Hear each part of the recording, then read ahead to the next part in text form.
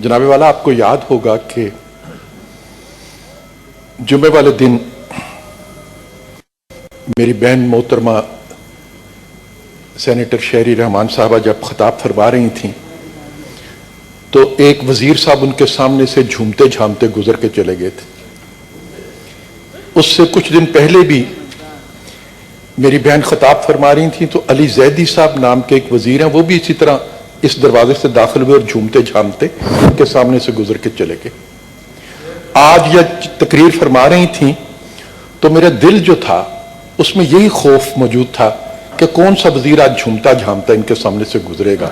جناب والا، قرضوں کے بارے میں آپ کو یاد ہوگا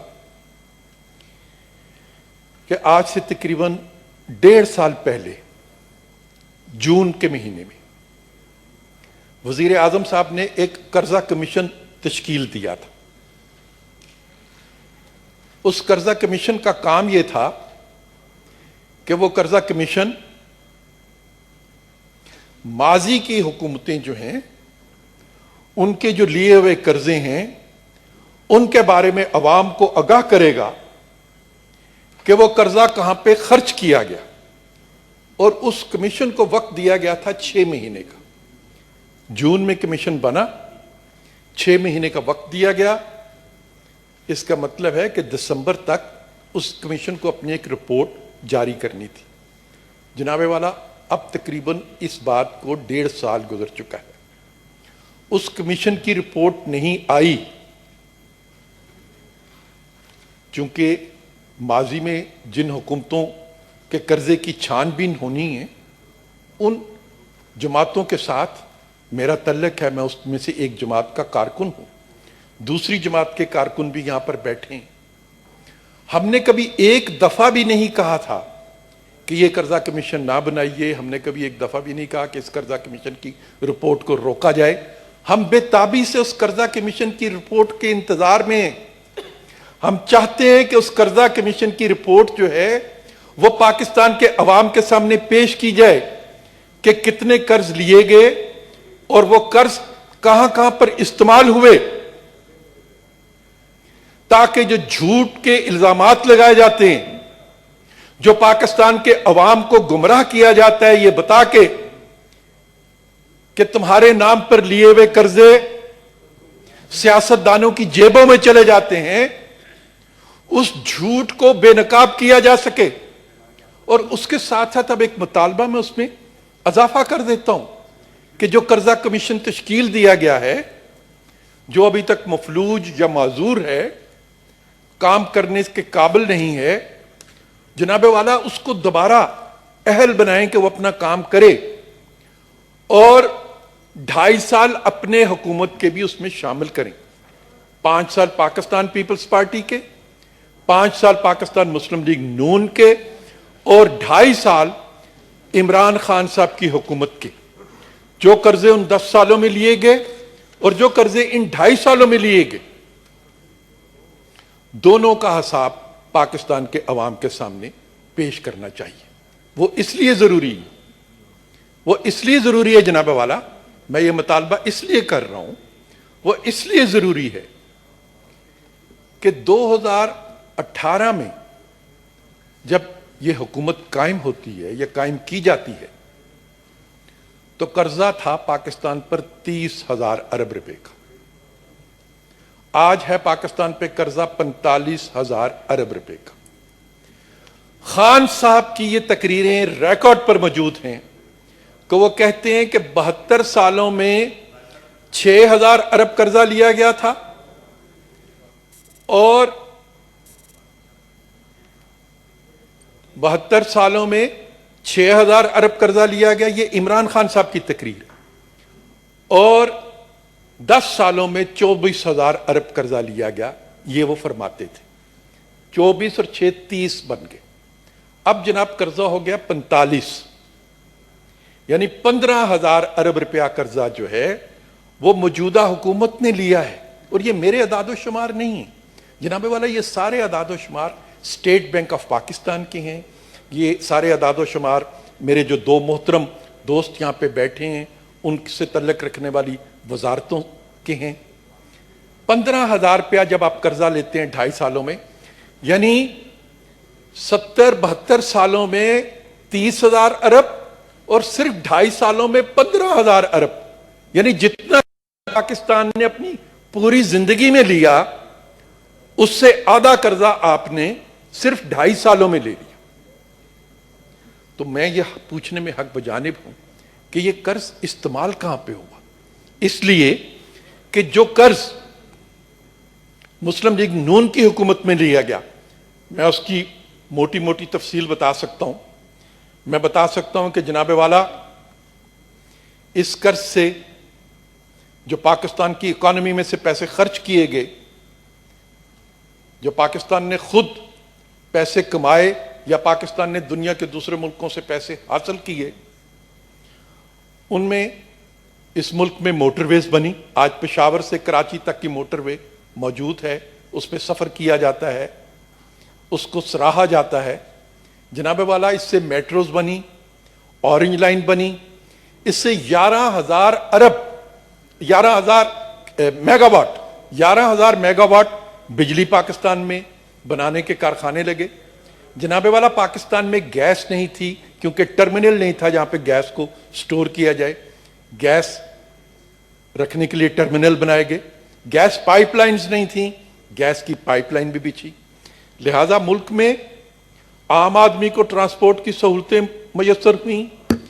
پاکستان ایک کونے سے دوسرے کونے تک اعلیٰ ترین سڑکوں کے ذریعے جڑ گیا۔ گیس کی قلت ملک میں ختم ہو گئی، بجلی کی لوڈ شیڈنگ ختم ہو گئی، اور اس کے ساتھ ساتھ جناب 2 اور بڑے کام ہوئے۔ ایک ضرب عضب جس نے دہشت گردی کے خلاف جہاد کیا، ایک رد الفساد جس نے انتہا پسندی اور دہشت گردی کو کچلا، اور جناب والا پھر کراچی کا امن۔ یہ 3 کام بھی ساتھ ساتھ ان حکومتوں نے کیے جن کو آپ کہتے ہیں کہ انہوں نے قرضہ لیا اور کیا کیا۔ اب سوال یہ ہے کہ آپ نے بھی قرضہ لیا، آپ نے کیا کیا؟ آپ نے آٹا کھا گئے، چینی کھا گئے، بجلی کھا گئے، گیس کھا گئے، پیٹرول کھا گئے، اور شرم کی بات ہے قرضہ بھی کھا گئے۔ گلگت بلتستان کے انتخابات ایک عجیب و غریب انتخابات تھے جی۔ عجیب و غریب انتخابات اس طریقے سے تھے کہ پاکستان پیپلز پارٹی کو اور پاکستان مسلم لیگ نون کو تو یقیناً کبھی منتخب ہونے دینا ہی نہ تھا، کیونکہ یہ کہہ دیا گیا ہے، کتابوں میں لکھ دیا گیا ہے کہ انہیں منتخب نہیں ہونے دینا، اور اس کے لیے جو بھی حربہ استعمال کرنا پڑے وہ کر لیا جانا چاہیے۔ خواہ پاکستان کے اربوں روپے جو ہیں وہ جعلی اور فراڈ کمپنیوں کو دینے پڑیں بدنام کرنے کے لیے، ان جماعتوں کو، ان جماعتوں کے رہنماؤں کو وہ بھی خرچ کر دینے ہیں، لیکن انتخاب میں ان کو منتخب نہیں ہونے دینا۔ اب تیسری جماعت وہاں رہ جاتی تھی، تحریک انصاف۔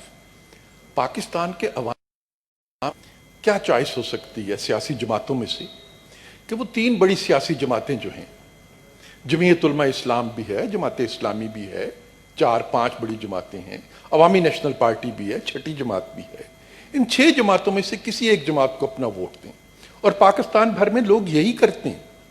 پورے پاکستان کے انتخابات کا پیٹرن ہمیشہ یہ رہا ہے کہ سیاسی جماعتیں جب انتخاب میں حصہ لیتی ہیں تو بڑی تعداد میں ان کے امیدوار منتخب ہوتے ہیں، خواہ ان کا تعلق کسی بھی سیاسی جماعت سے ہو۔ آزاد امیدوار جو ہیں وہ آٹے میں نمک کے برابر بھی نہیں ہوتے، نہ ہونے کے برابر ہوتے ہیں، بلکہ کم و بیش یہی کہا جا سکتا ہے کہ اتنے بھی نہیں ہوتے کہ ان کا کبھی ذکر کیا جا سکے۔ لیکن جناب والا، گلگت بلتستان کے نتائج جو تھے وہ پاکستان کے ان نتائج کو نفی کرتے ہیں۔ خود گلگت بلتستان اپنے جو ماضی کے انتخابات تھے اس میں جو ان کی روش رہی اس کی بھی وہ نفی کرتے ہیں، کیونکہ اس سے پہلے وہ سیاسی جماعتوں کو ہی منتخب کرتے تھے۔